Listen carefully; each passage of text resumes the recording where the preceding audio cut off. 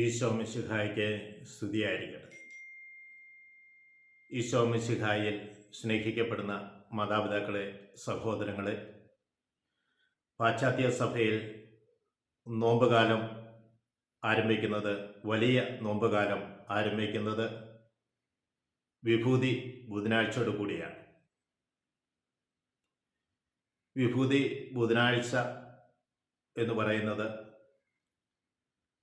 പേത്തൂർത്ത കഴിഞ്ഞു വരുന്ന ബുധനാഴ്ചയാണ്.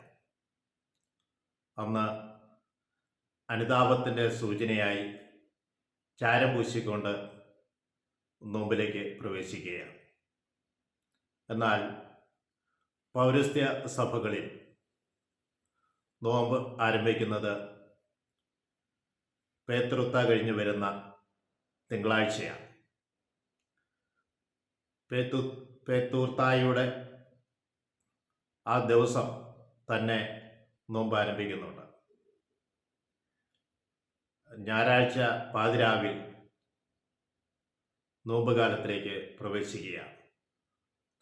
തിങ്കളാഴ്ച ദിവസം പ്രത്യേകമായി അനുതാപത്തിൻ്റെ ശുശ്രൂഷകളും ചാരം പൂശിക്കൊണ്ട് അനുതാപത്തിൻ്റെ സൂചനയായി നോമ്പിലേക്ക് നാം കടക്കുന്നു. പാശ്ചാത്യ സഭകളിൽ വലിയ നോമ്പ് ആരംഭിക്കുന്നത് നാളെയാണ്. പാശ്ചാത്യ സഭയിലുള്ള എല്ലാ മക്കളും നോമ്പിനായി പ്രത്യേകമായി ഒരുങ്ങുക. നമ്മുടെ ജീവിത വിശുദ്ധീകരണത്തിനായി നമ്മൾ തന്നെ ഒരുക്കുവാൻ പരിശുദ്ധന്മാരുടെ സഹായം നമ്മൾ തേടണം. പരിശുദ്ധമ്മയുടെ പ്രത്യേകമായ മധ്യസ്ഥം വഹിക്കണം. എന്നെ ശ്രമിച്ചുകൊണ്ടിരിക്കുന്ന എവരുടെ മേലും പരിശുദ്ധാത്മാവിൻ്റെ അഭിഷേകം വന്ന് നിറയട്ടെ എന്ന് പ്രാർത്ഥിക്കുന്നു. പിതാവിനും പുത്രനും പരിശുദ്ധാത്മാവിനും സ്തുതി. ഈശോ മിശിഹായ്ക്ക് സ്തുതിയായിരിക്കും.